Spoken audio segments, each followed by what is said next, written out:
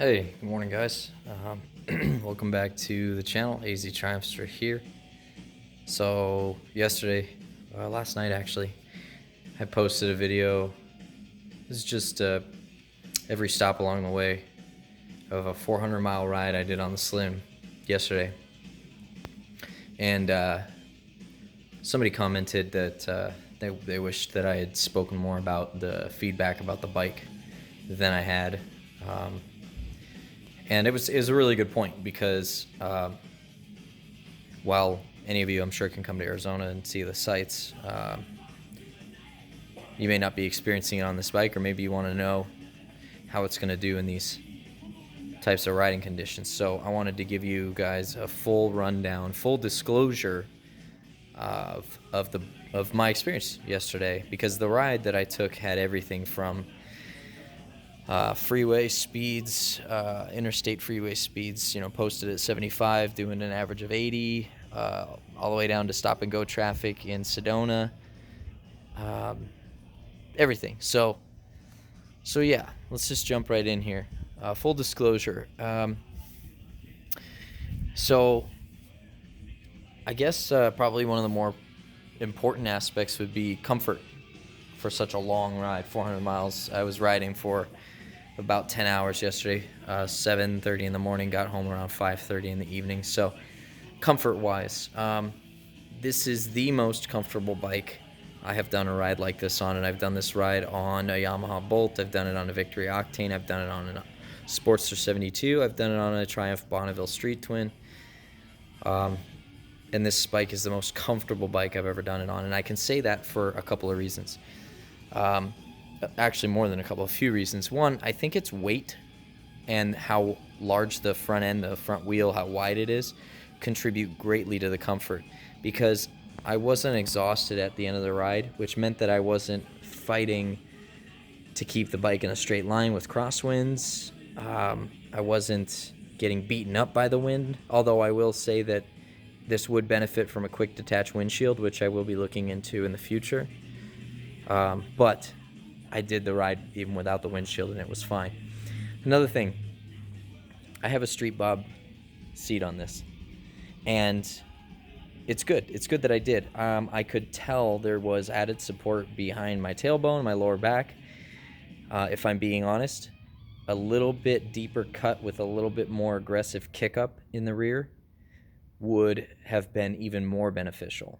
Not that I was sliding off or up on the seat, but I could tell that having a little bit more support would have been helpful. But this seat did great on this bike. Another factor, foot position. A lot of people think these are forwards.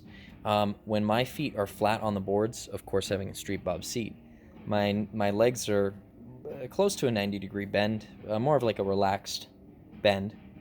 But having boards means you could put your heels up and stretch your legs out. You could put your toes near the back of the board and bend your legs more. It's really just the luxury of doing whatever you need to be comfortable. Also, with the monoshock rear and it being a little bit taller, I didn't drag board once through the twisties, and I was riding pretty aggressively through there. Another thing is that I've done a longer, not as long as this ride, but a longer ride, maybe 250, 300 miles, somewhere in there, on this bike with the stock bars, and it did fine. I mean, they're decent stock bars. They're just very wide, and these Dean Speed KDT bars that I got on here are like, I think 29, 30 inches wide, and so that makes them about 3 to 4 inches narrower than stock bars, and a little bit taller too. They're 2 inches over the stock height. So the riding position, my hand placement, arm placement, was very, very comfortable. Now, to expand on that, it would benefit from, now again, I'm 5'5", so I would benefit from having these bars be another 2 inches taller, and also following this rake, they would come that much back closer to me, which would help with a little more relaxed position. But in no way am I complaining about my setup. It's fantastic. The suspension, low speed, high speed, bumpy roads, roads that were under construction, twisties. This is the best performance handling cruiser I have ever ridden. It makes me very curious about the Fat Bob and the Lowrider S, and even the gosh, what is it? Sport Glide with the inverted front ends and the dual brake setup. If this handles great, then imagine what those handle like. The Dean Speed Rampage were fantastic. I could not hear the mufflers at high speeds at like doing 75 miles an hour, even 65 to 75. I could not hear the mufflers over the wind noise, but if I accelerated or even just gave it a little bit of throttle, I could hear them. These pipes are the type that they're loud when you want them to be, but very comfortable sound. Just cruising and idling and whatnot. Trying to think if there's really much else to provide you guys. I mean, it has phenomenal fuel economy. I stopped a bunch of times just to film here and there, but I didn't need to stop for gas. I just stopped to get a coffee or a Slim Jim or whatever and just hit the road again. I mean, if you're the type that likes to have more luggage space, I'm sure you could benefit from some bags.